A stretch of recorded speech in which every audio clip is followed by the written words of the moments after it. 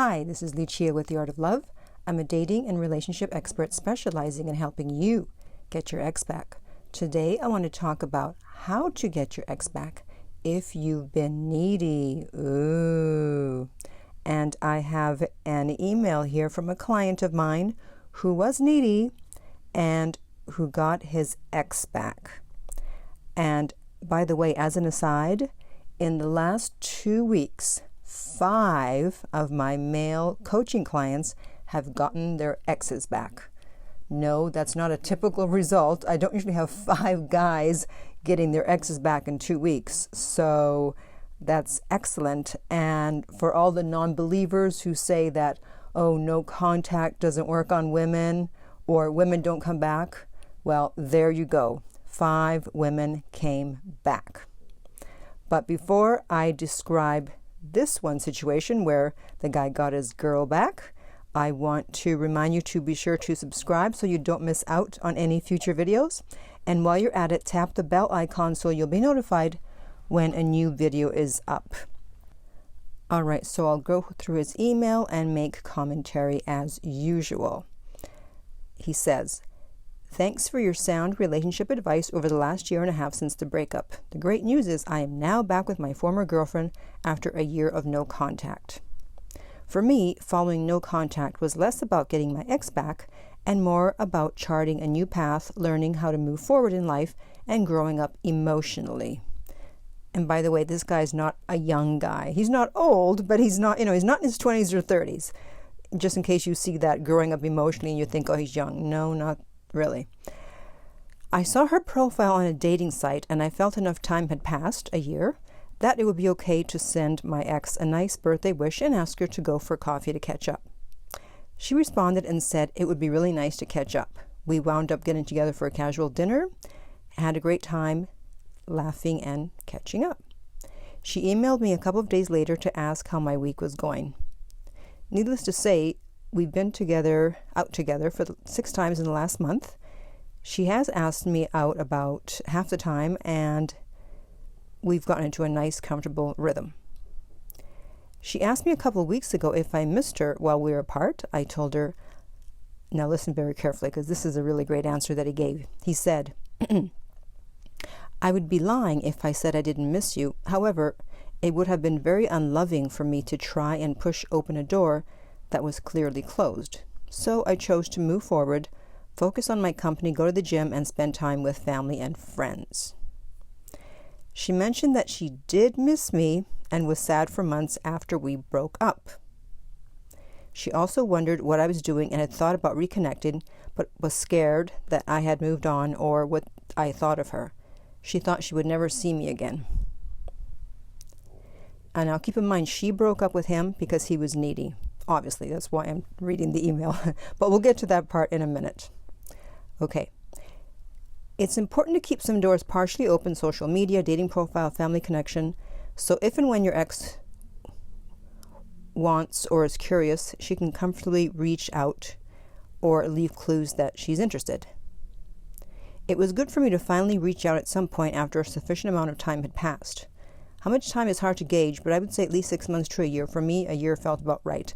Now, I actually did a video on this titled, I believe, "Yes, You Can Break No Contact," where I said if 9 months have passed and you haven't heard from your ex and you have done 9 months of no contact and you're in a place emotionally where if they don't respond when you reach out or they're not interested or they moved on, you're okay. I say, yes, you can reach out. And a lot of people had a problem with that.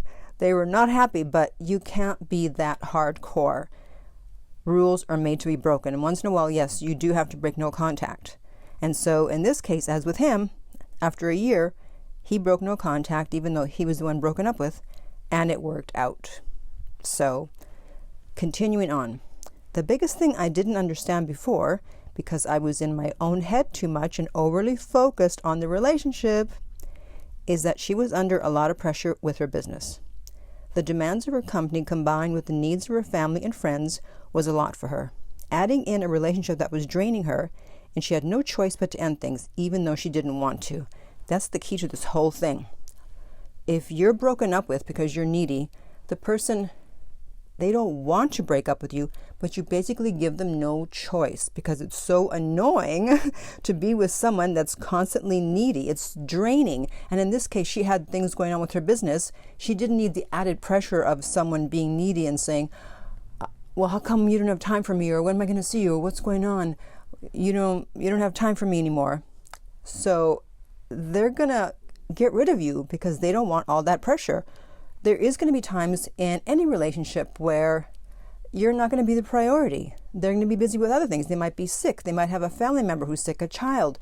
They might have business issues, and you can't always be the priority. They have other things to attend to. And so if you want to be a good partner, you can't just make it about you and go, oh, you don't have time for me anymore. You don't love me. Grow up.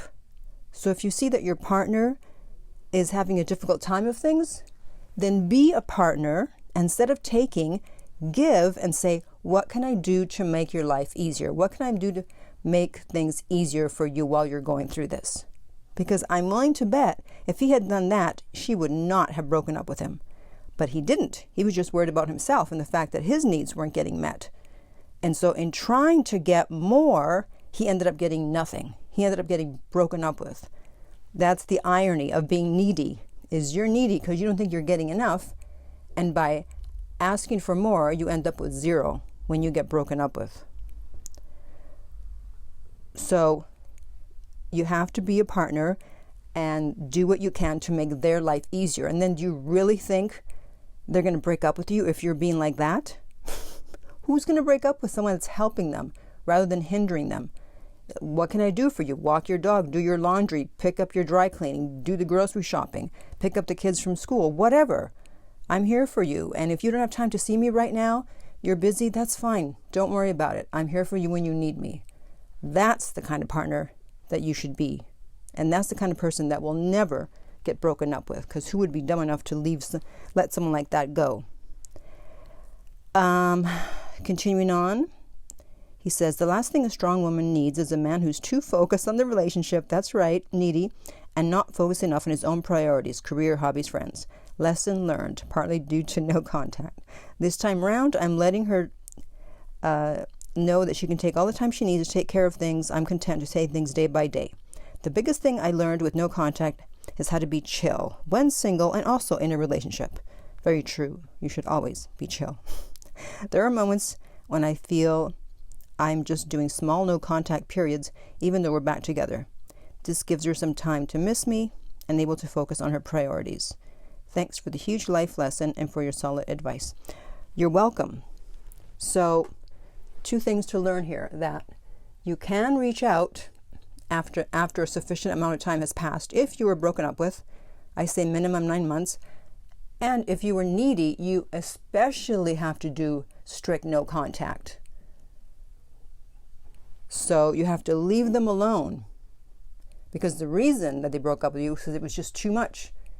You were asking for too much at that time and they didn't want to give it to you. So not accepting the breakup and continuing to bug them is going to get you blocked, and they're never going to want to see you again. So if you've been needy, you have to do strict no contact. Accept the relationship as soon as possible and say no problem and leave them alone. And then, like this guy, if you don't hear from them in 9 months minimum, and you're over it to the point where you won't be devastated if they don't respond, then you can reach out, but only if you've learned your lesson about not being needy and about no contact and about leaving them alone. Okay? Because if you haven't and you're just going to go back and be needy again, then even if you get back together, you're going to be broken up again. All right? So if you need help getting your ex back, if you want to be a success story, then you can contact me at my website, theartoflove.net. The direct link is below. If you're listening on YouTube, remember to like and subscribe. If you're listening on iTunes, I would appreciate if you would rate and review the podcast. And finally, remember that love inspires, empowers, uplifts, and enlightens.